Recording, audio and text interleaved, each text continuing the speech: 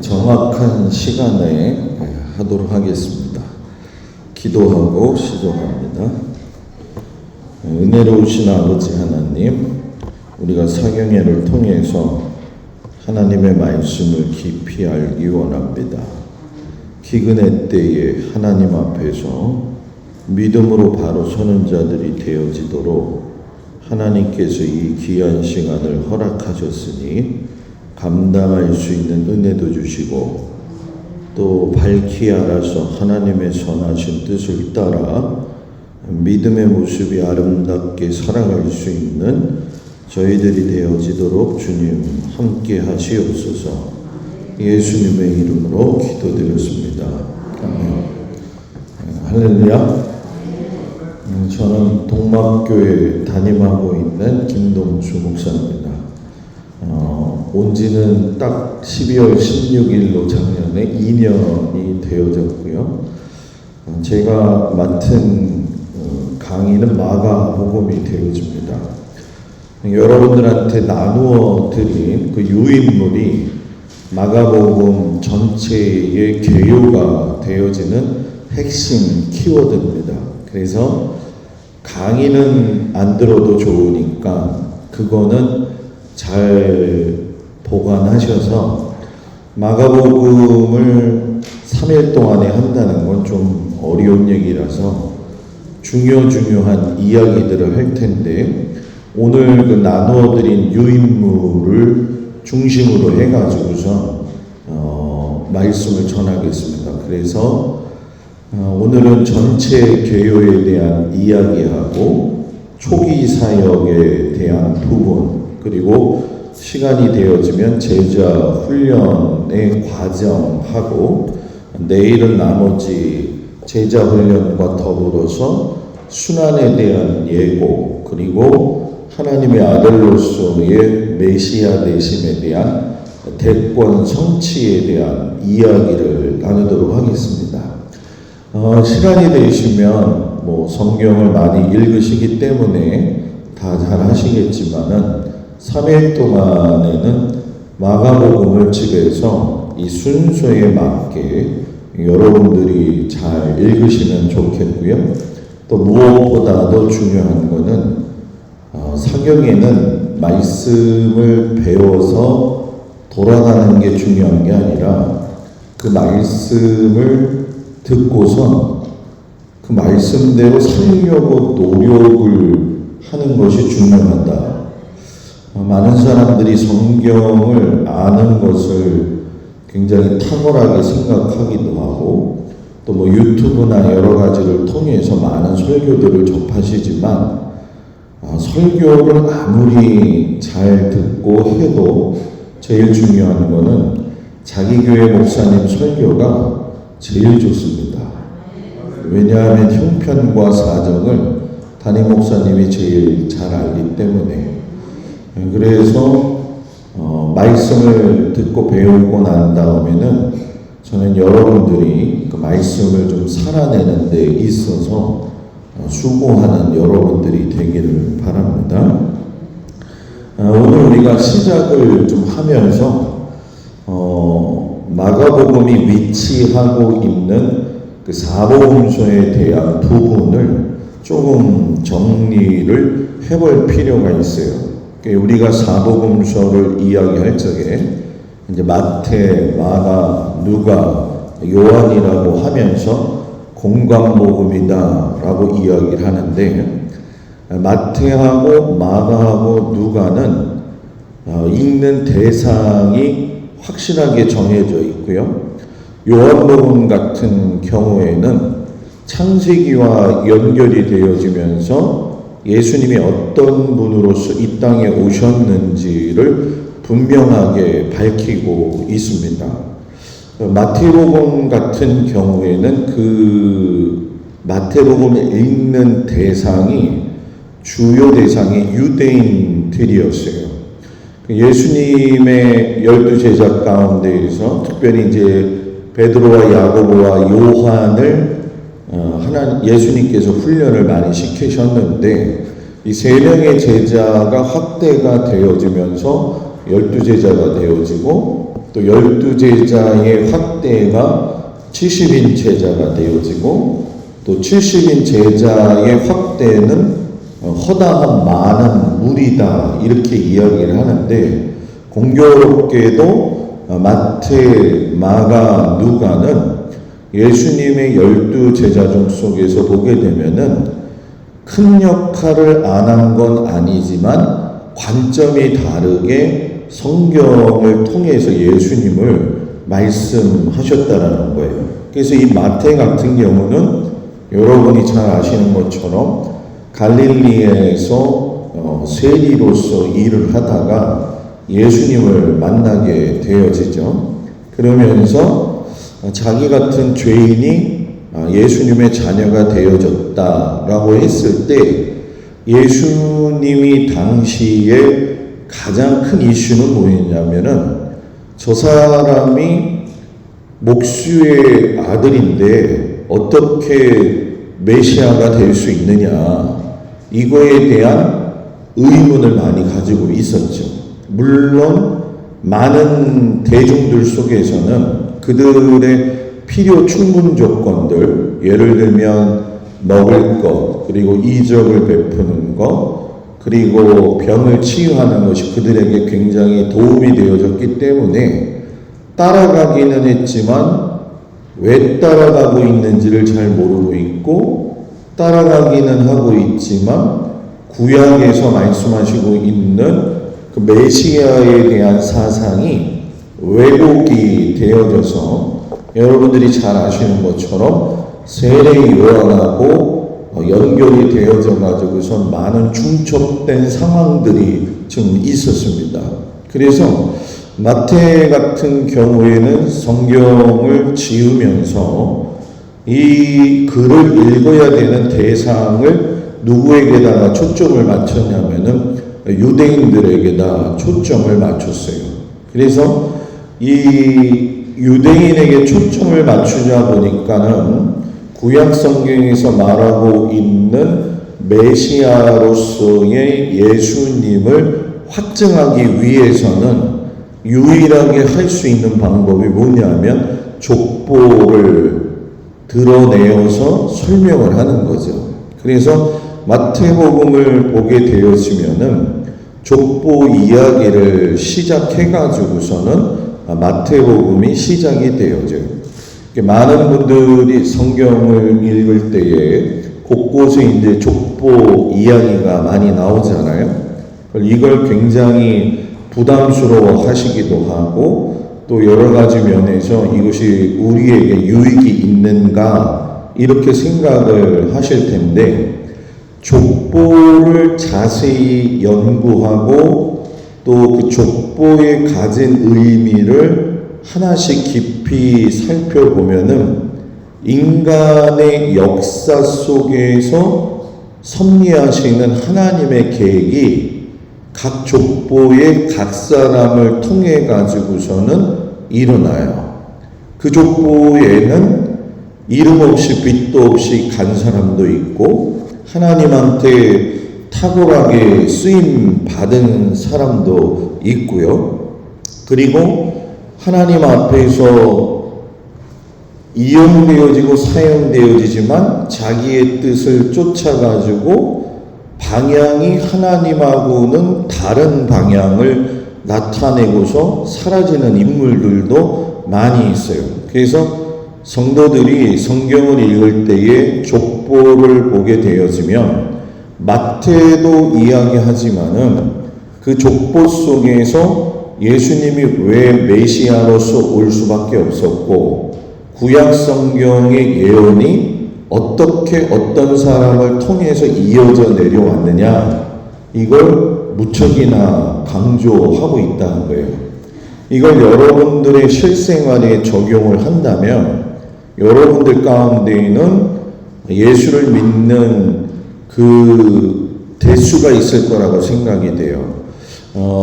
많은 곳은 4대가 되어질 것이고 적은 곳은 내가 1대가 되어질 때도 있는데 제가 목회 경험상 살펴보게 되어지면 4대와 3대의 족보 신앙과 일대 신앙의 차이점은 대수가 많은 것이 문제가 아니라 양방향으로 결과가 나타나게 되어지는데, 4대를 믿어도 1대보다 못한 사람이 있고 1대를 지내도 4대보다 더 나은 사람이 있어요.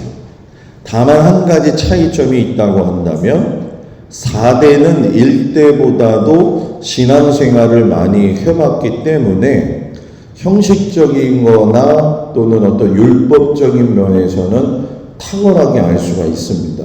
그러나 그 탁월함이 그 사람의 신앙이고 그 사람의 가정의 아름다운 모습이라고는 하지 못하죠.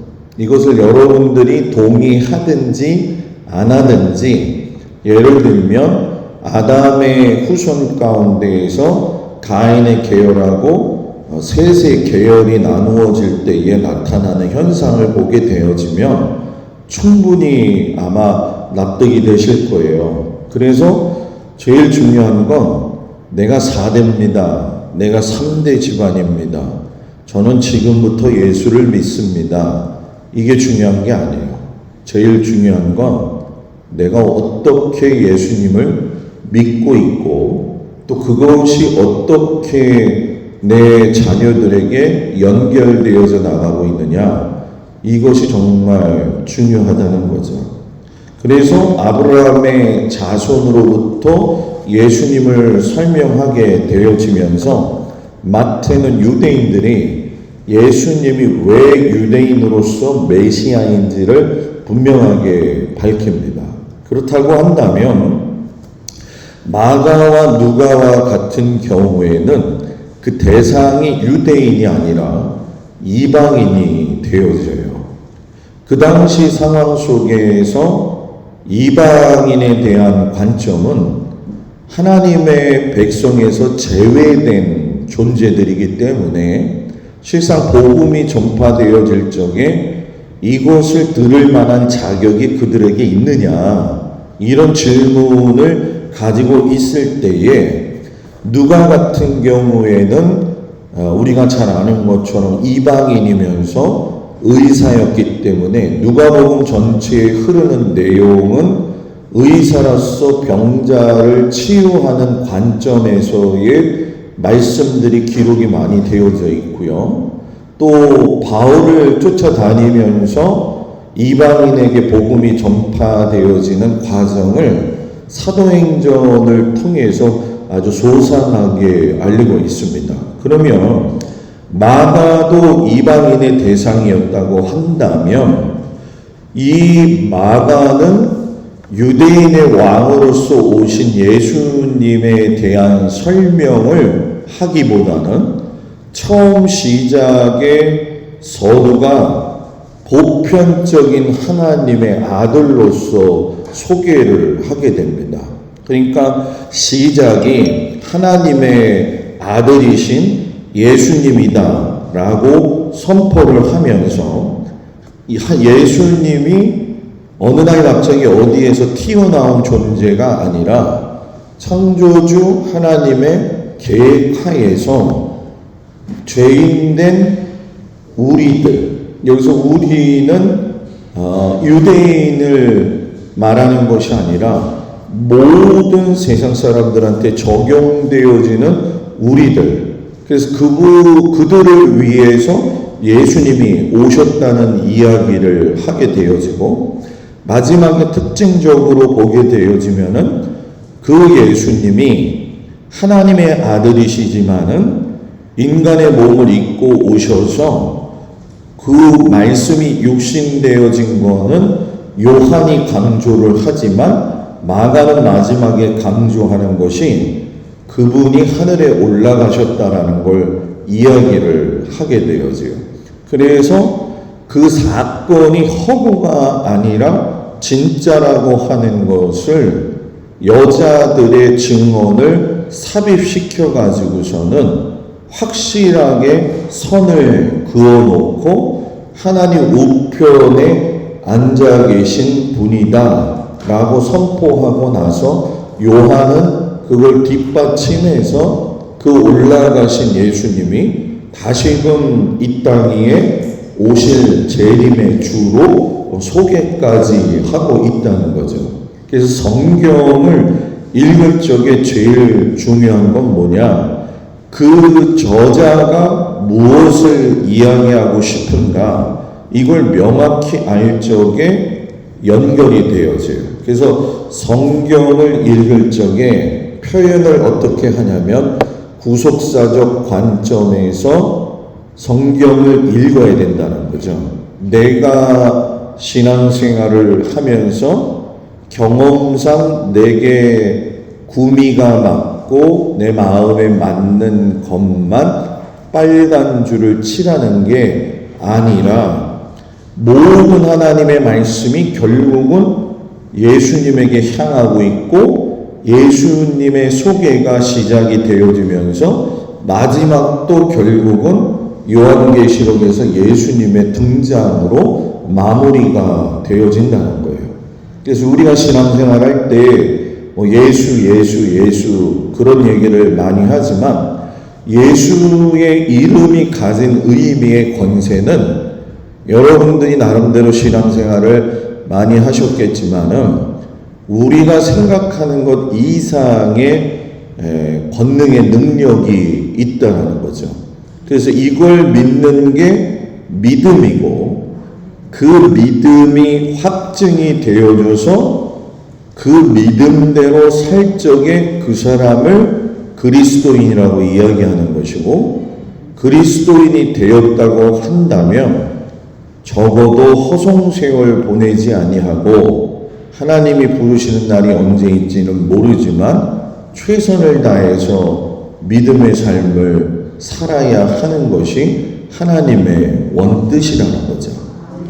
그래서 기독교인을 우리가 이야기할 적에 그리스도인으로서 분명히 알아야 될 정체성은 예수님이 누구시냐, 그리고 복음으로 오셔가지고서는 우리에게 구원받아서 살 수 있는 굿뉴스를 주셨는데 이러한 일에는 무엇이 수반되어져야 되느냐? 하나님의 아들이시라 할지라도 자기의 목숨을 내어 놓아야지만이 그 일이 이루어진다는 거예요. 이건 굉장히 중요한 겁니다. 하나님의 아들의 권세를 버리고 이거는 의지적이고 순종적이고 더 강하게 얘기하면 복종적이에요. 여러분들의 신앙생활은 목사에게 순종하라고 여러분들이 예수를 믿는 게 아니에요. 여러분들은 하나님을 순종하고 하나님을 복종하되 목사님과의 관계 속에서는 관계의 유지에 존경이라고 하는 것이 들어가는 거지 하나님과 그 사람 사이의 메신저로서의 목사님이나 또는 어떤 교주가 되거나 특별한 은사 가진 사람이 매개체로서의 숭배 대상은 되는 건 그것 자체가 우상 숭배가 되는 거예요. 여러분들은 목사님을 잘 섬기면 되고 숭배는 하지 말고 또 목사들은 양을 잘 보살피는 것이 주어진 책무이기 때문에 그냥 그렇게 살면 되는 거예요. 좀 과하다고 생각하실지 모르겠지만 성경에서 말하고 있는 핵심은 분명하게 여러분들이 좀 깨달으셨으면 좋겠어요. 그래서 마가는 예수님이 하나님의 아들로서 인간의 모습을 가지고 있지만 우리의 한계를 벗어나는 큰 능력을 소유하신 분이고 사람이 제일 두려워하고 있는 죽음의 권세까지도 이기시고 부활하신 예수님, 그 승리자로서의 예수님을 보여주고 계시는 거죠. 그래서 사탄의 능력이 가장 강력하게 작용되어진다 할지라도 그것을 이기신 분은 예수님이라는 거예요. 여러분, 지옥은 누가 가는 거예요? 안 믿는 자. 믿는 자? 여러분들이 이제 성경을 좀 명확하게 아셔야 될 게 뭐냐 하면, 요한계시록에도 나와 있지만은 원래 지옥이라고 하는 무저갱의 존재 이유는 하나님을 경배하고 있던 루시퍼 찬양하던 그 사탄이 들어가야 할 곳이 지옥이에요. 원래 사람은 지옥에 들어가는 존재가 아니었어요. 여기에 대한 이의를 제기하면 그거에 대한 말씀을 더 명확하게 하겠지만, 성경 가지고 이야기를 그대로 하면 원래 지옥과 무저갱은 사탄이 하나님 앞에 저항하고 난 이후에 밖으로 내던지진 존재가 되어져서 그곳을 만들었고, 그리고 그곳에 떨어진 사탄이 공중권세를 잡으면서 미혹함으로 말미암아 그를 따라가는 사람들도 지옥으로 가게 돼 있는 거죠. 그죠? 그러니까 지옥은 아무나 가는 게 아니에요. 예수를 모르는 사람들이 간다라는 거예요. 그러니까 여러분과 저는 예수를 믿으니까 지옥을 가느냐 안 가느냐에 대해서는 명확한 답이 나와 있는데, 문제는 뭐냐? 우리가 주님이 오실 때에 두 가지 문제를 고민해야 돼요. 하나는 뭐냐? 내가 구원받았는데 한 번 구원받은 건 영원한 구원이 될 수 있느냐? 이거에 대한 질문은 여러분들이 신앙 성장을 하면서 신앙생활에서 굉장히 많이 부딪히는 문제입니다. 예를 들면 교회가 세워질 적에 교회의 성도들이 하나님의 순환 원리 가운데에서 은혜를 경험하는 건 하나님의 법 테두리인 말씀 안에서 사는 거예요. 그 안에 목사로, 장로로, 권사로, 또 집사로, 성도로 직임을 주셔서 불렀는데, 관계에서 관계가 나쁜 것이 교회의 분란이 되어지는 건 관계의 미숙도 있지만 배움이나 깨달음에 대한 영적 성장이 없기 때문에 분란의 소지가 되는 걸 사단에게 내어주는 것이고, 사단은 그것을 잘 이용해서 사람을 도구로 써가지고 교회를 분란하게 만드는 거죠. 그래서 목사와 성도들이, 특별히 장로님들과 관계 속에서 기분이 좋을 때는 뭐 한두 끝도 없이 잘하죠, 서로. 그런데 그렇지 않을 경우에는 그 관계가 뭐 심지어는 교회 분란에 엄청난 큰 일이 있다라는 건 여러분들이 잘 아실 겁니다. 이제는 그러한 수준의 신앙 생활을 할 때는 지났어요, 여러분. 교회에서 분란이 나는 우리의 적이 무엇인지를 분명히 알고 있잖아요. 그러면 그 적에 대한 공부를 해야 되지, 내 감정을 다스리지 못해서 감정을 가지고 목사님하고 또는 목사님이 성도들에게 실수하고 하는 모든 것들을 하나님 안에서 해석할 수 있는 걸 잘 하지 못하니까 교회가 이렇게 되는 거예요. 교회가 이렇게 되는 거예요. 이걸 알아야 됩니다.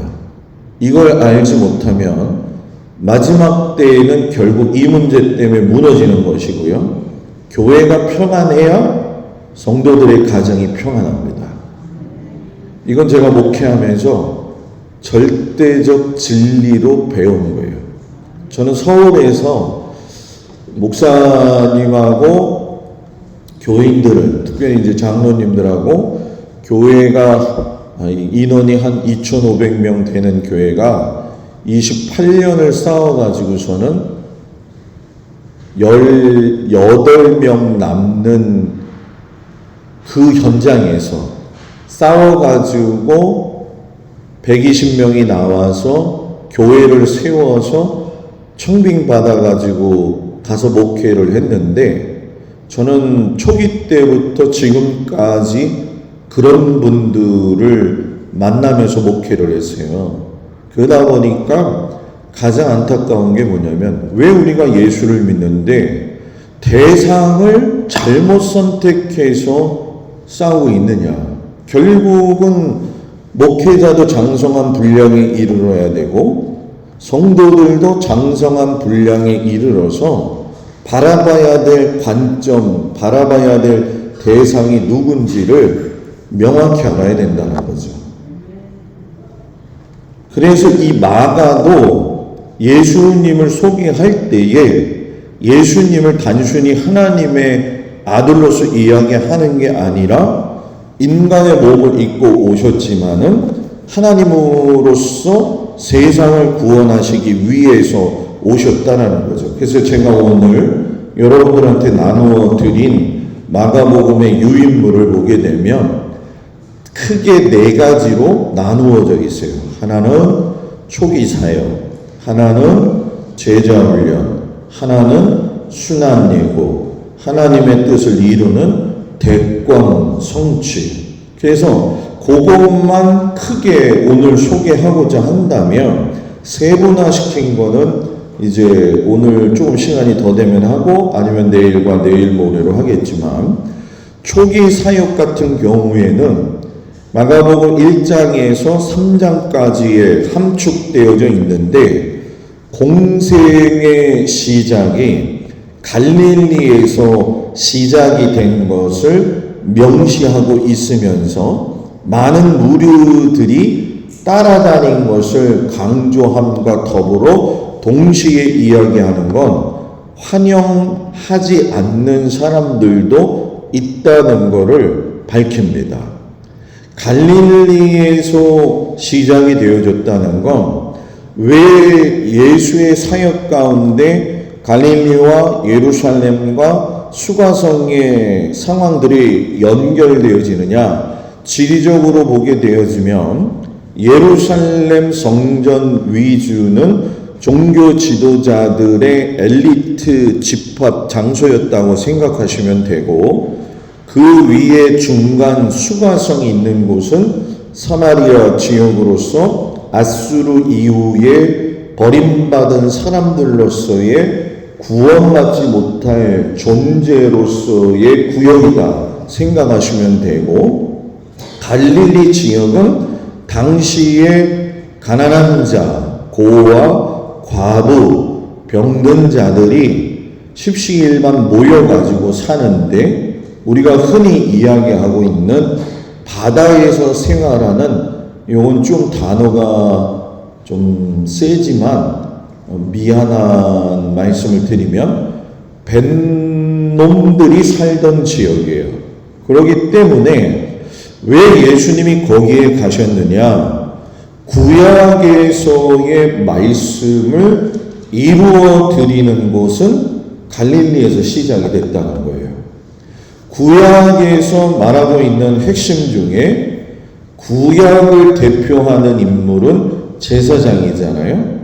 하나님은 제사장을 세워서 제사장 나라를 만들어 갈 적에 제사장으로서 또는 하나님의 백성으로서 그들이 선민의식을 가지고 있지만은 명확하게 말씀하시는 게 뭐냐면, 너희는 고아와 과부와 가난한 자와 연약한 자를 돌보아야 된다.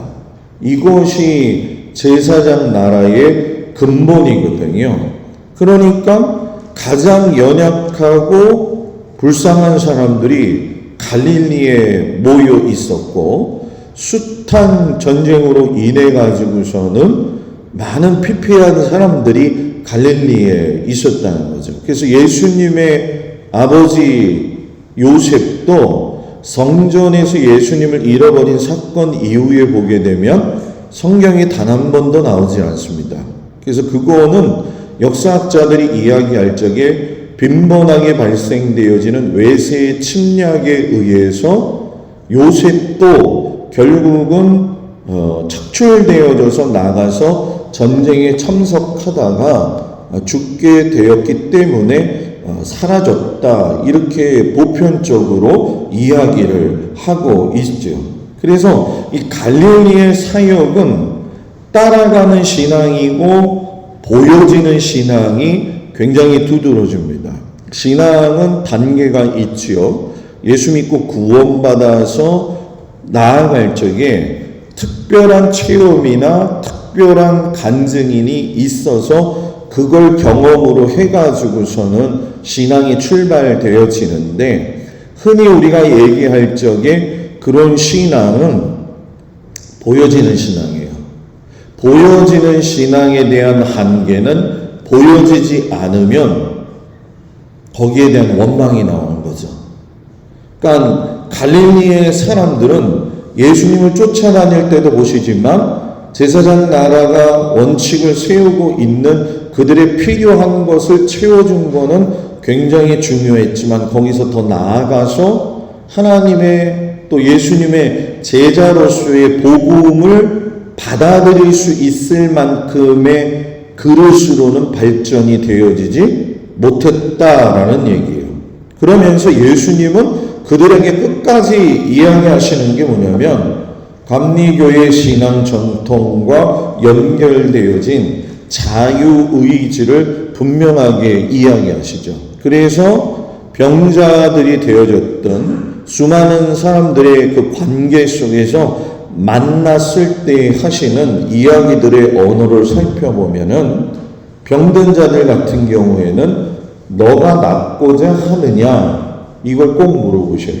그리고 그들은 그걸 입으로 고백했을 때에 예수님이 그것을 보시고 내 믿음이 너를 구원하였도다 하시면서 육체적 질병의 나음뿐만이 아니라 그 사람의 영에 대한 부분까지도 완성을 시키시면서 치유하세요. 우리의 신앙은 육체의 질병을 낫는 것에만 초점 맞추면 안 됩니다. 목사님, 그럼 예수를 믿으면 뭔 소용이 있습니까? 육체가 강건해야죠. 나사로도 죽었다가 살아났지만 또 죽었어요.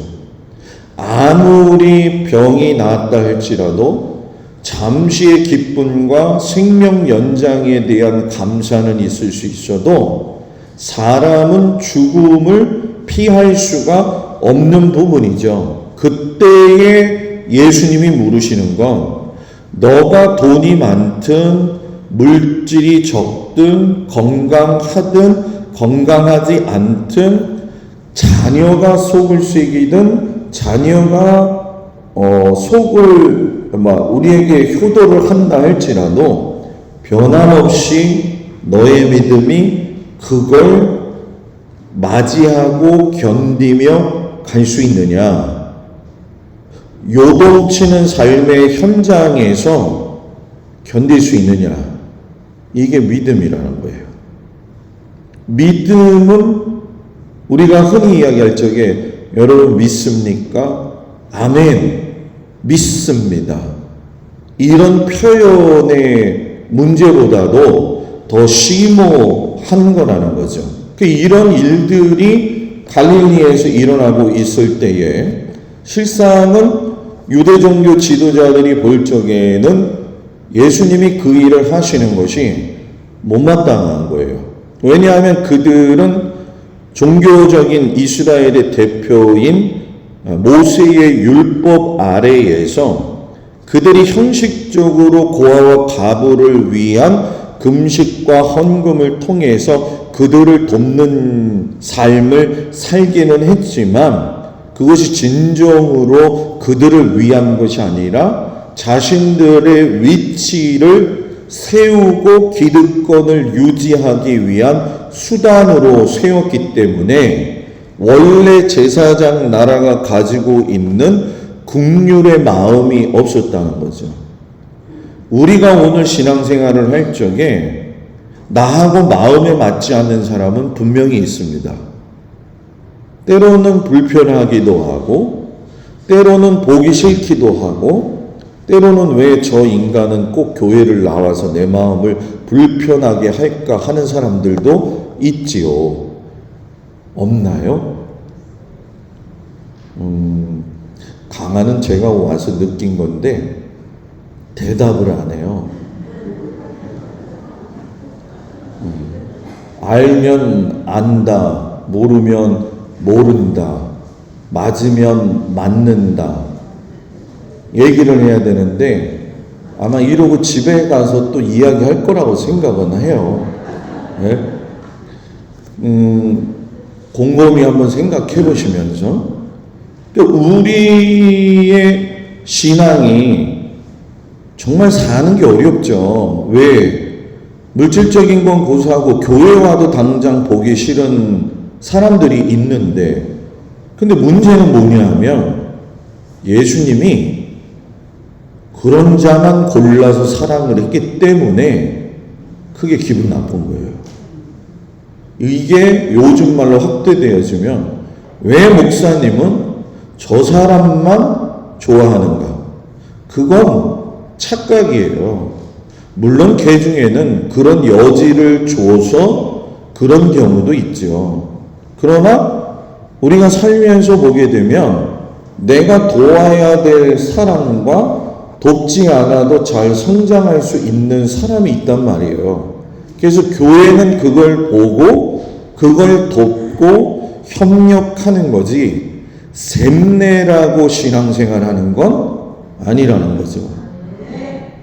이것이 한국교회의 가장 고질적인 질병이고 결국은 이 문제 때문에 교회가 아름답게 성장을 하지 못한다는 거예요.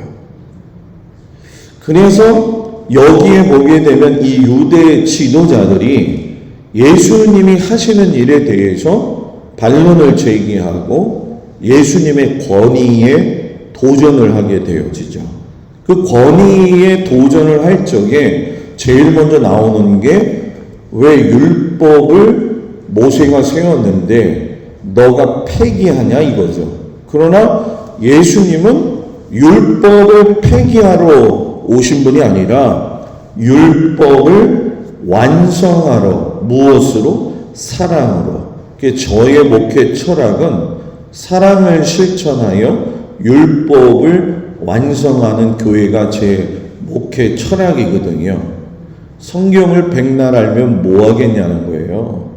줄줄 알면 뭐 할 것이고 50년을 믿어서 어느 정도 신앙에 묵직한 뼈대가 있다고 해서 그것이 과연 어떤 모습으로 보여지고 있느냐. 나를 봐야 되죠. 그러니까 유대 지도자들은 율법을 통해서 자기들이 하는 행위는 정당하다고 보지만 마음은 이미 떠나 있는 거죠. 그런데 예수님은 보여지는 게 중요한 게 아니라 마음이 변화되어져서 살아야 된다고 하니까 그게 싫은 거예요.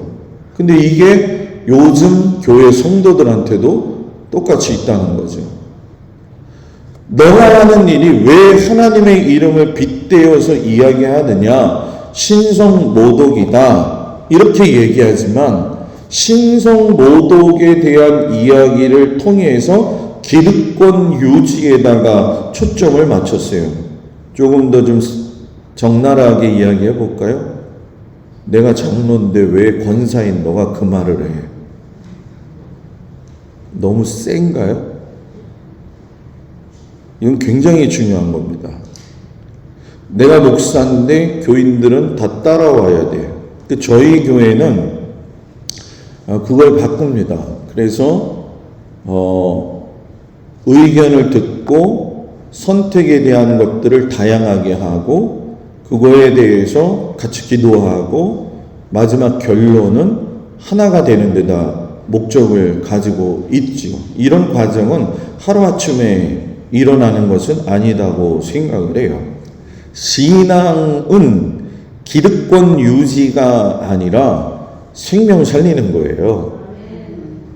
교회 나오는 건, 신앙생활하는 건 종교생활이 아니에요. 무당한테 가가지고서는 100만 원짜리 굿을 해달라고 할 거면 그 100만 원에 맞는 굿이 돼서 성취가 된다면 교회 올 필요 없죠. 왜? 굿만 하면 되는데. 안 그래요?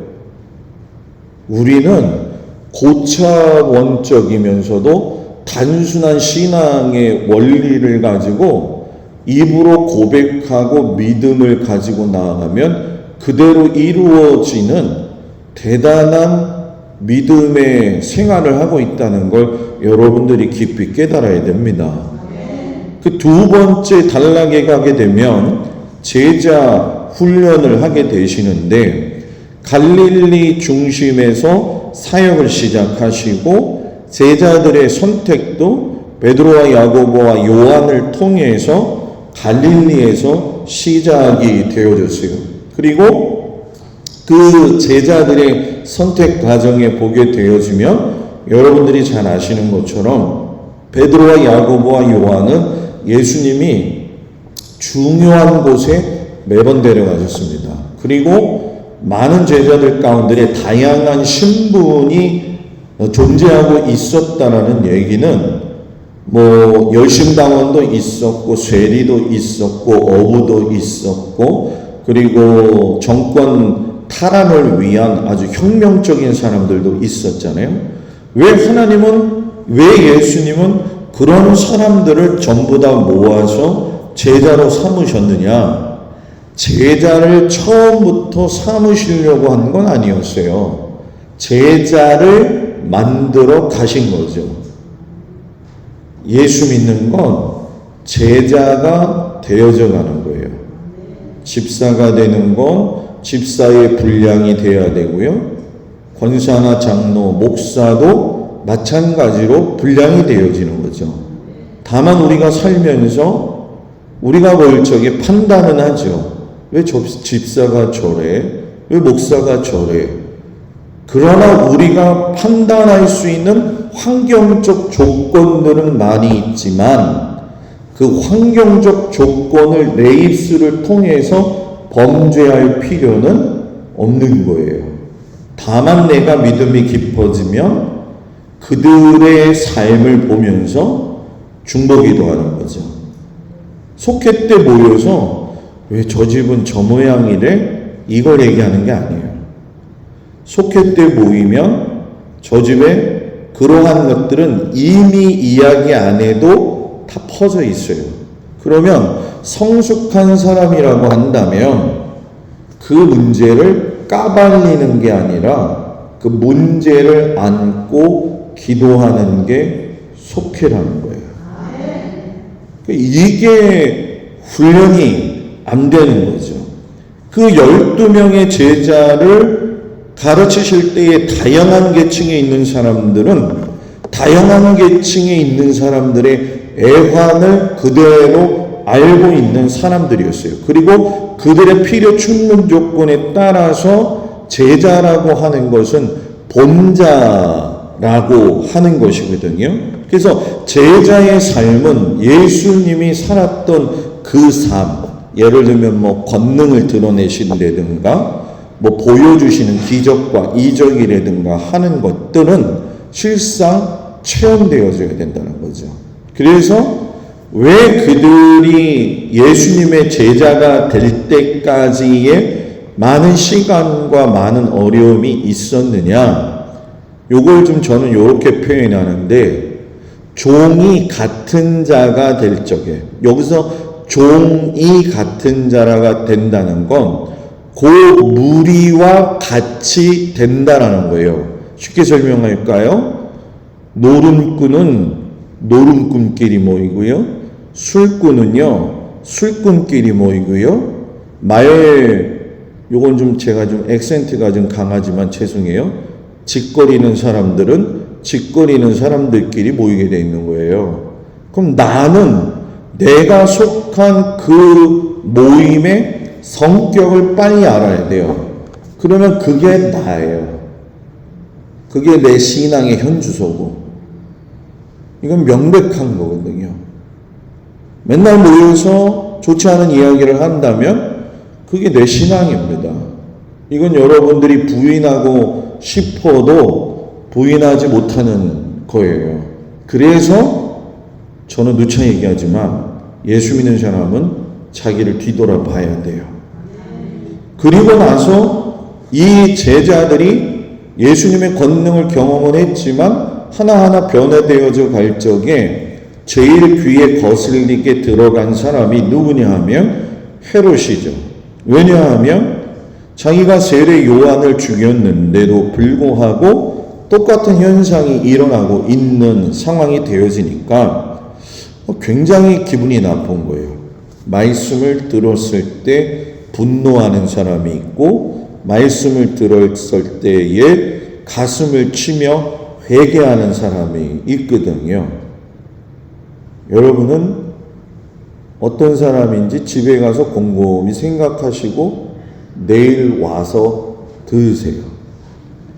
믿음이 성숙해야 되는데 제자들은 여전히 기사와 이적을 보고도 체험적으로는 경험하지만 그걸 받아들일 수 있는 믿음의 성숙은 없어요.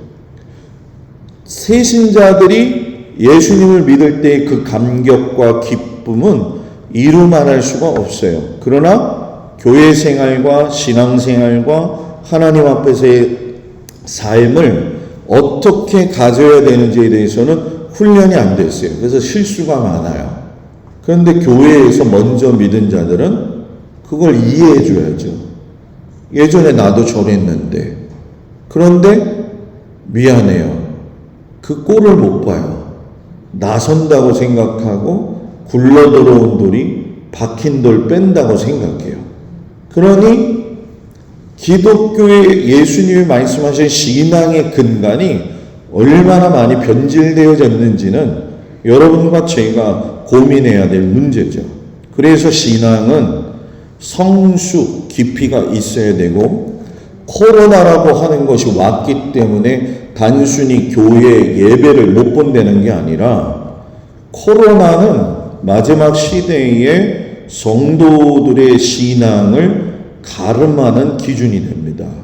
왜냐하면 박해 시대 때도 마찬가지지만은 박해의 기준이 되어지는 그 부분에서 어려움 속에서의 신앙의 선택권은 교회를 코로나 때문에 나오지 않는다 할지라도 하나님 안에 있다는 것을 경험한 믿음의 사람은 빈들이나 아골골짜기나 골방이나 들판이나 장소가 중요한 게 아니에요.